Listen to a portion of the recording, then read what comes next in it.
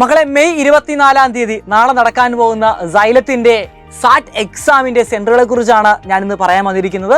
നമുക്ക് ഓരോ ജില്ലയിലും എവിടേക്കാണ് സെന്ററുകൾ നോക്കാം. ആദ്യം നമ്മൾ ആലപ്പുഴ നോക്കുന്നത്. ആലപ്പുഴയിലെ നമ്മുടെ ഹൈബ്രിഡ് ക്യാമ്പസ്, YMCയിലുള്ള ഹൈബ്രിഡ് ക്യാമ്പസ് ആണ് ഒന്നാം സെന്റർ എന്ന് പറയുന്നത്. രണ്ടാമത് holy family higher secondary school Muttam ചേർത്തലയാണ്. മൂന്നാമത്തത് നായർ സമാജം HSS മാന്നാറാണ്.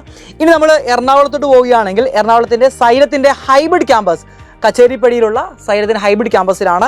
ഇടുക്കിയിലോട്ട് വരികയാണെങ്കിൽ ഓക്സിലം സ്കൂൾ കട്ടപ്പന, അതേപോലെ തന്നെ Kannur Xylem hybrid campus Kannur, സൈലത്തിന്റെ ട്യൂഷൻ സെന്റർ തലശ്ശേരിയിലുള്ളത്. ഓക്കെ, കൊല്ലത്തോട്ട് വരികയാണെങ്കിൽ സൈലത്തിന്റെ ഹൈബ്രിഡ് ക്യാമ്പസ് ജവഹർ നഗറിലുള്ളത്.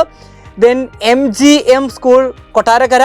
കോട്ടയത്തോട്ട് വരികയാണെങ്കിൽ സൈലത്തിന്റെ ഹൈബ്രിഡ് സെന്ററും, അതേപോലെ തന്നെ കോഴിക്കോട് നമ്മുടെ ഫ്യൂച്ചർ ക്യാമ്പസ് എരഞ്ഞിപ്പാലത്തുള്ളതും, അതേപോലെ തന്നെ വടകരയിലുള്ള സൈലന്റ് ലേണിംഗ് വടകരയിലും വെച്ചാണ് കോഴിക്കോട് നടക്കുന്നത്. അപ്പോൾ കാസർഗോഡ് വരികയാണെങ്കിൽ ഇക്ബാൽ ഹയർ സെക്കൻഡറി സ്കൂൾ, അതേപോലെ തന്നെ മലപ്പുറത്ത് വരികയാണെങ്കിൽ AC പബ്ലിക് സ്കൂൾ മഞ്ചേരി, മലപ്പുറത്ത് phase 2 Markaz international school Kondotty.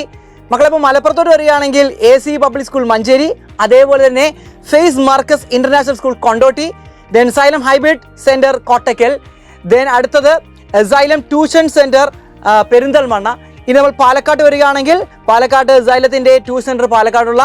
Then പത്തനംതിട്ടയിലോട്ട് വരികയാണെങ്കിൽ കത്തോലിക് ഹയർ സെക്കൻഡറി സ്കൂൾ. മക്കളെ, തൃശ്ശൂരോട്ട് വരികയാണെങ്കിൽ ശക്തം ഹൈബ്രിഡ് ക്യാമ്പസ് തൃശ്ശൂർ. ദെൻ നമ്മൾ തിരുവനന്തപുരത്ത് വരികയാണെങ്കിൽ സൈലം സെന്റർ സ്റ്റാറ്റ്യൂ ജംഗ്ഷനുള്ളതും, അതേപോലെ തന്നെ സൈലം സെന്റർ നെയ്യാറ്റിൻകരയുള്ളതും. ദെൻ ലാസ്റ്റ് വയനാടാണ് saint Joseph convent school Kalpetta. ഇത്രയും സ്കൂളിൽ വെച്ചാണ് നമ്മുടെ എക്സാമിനേഷൻ നടക്കുന്നത്. എല്ലാ മക്കളും അടിപൊളിയായിട്ട് എക്സാമിന് വേണ്ടി പ്രിപ്പയർ ചെയ്ത് 100% സ്കോളർഷിപ്പോട് കൂടി തന്നെ സൈലത്തിന്റെ ക്യാമ്പസിൽ പഠിക്കാൻ പറ്റുന്ന ഒരു അവസരമാണ്. എല്ലാവരും ഇത് എന്ത് ചെയ്യുക, മാക്സിമം യൂട്ടിലൈസ് ചെയ്യുക. അപ്പോൾ മക്കളെ, ഓൾ ദ ബെസ്റ്റ്.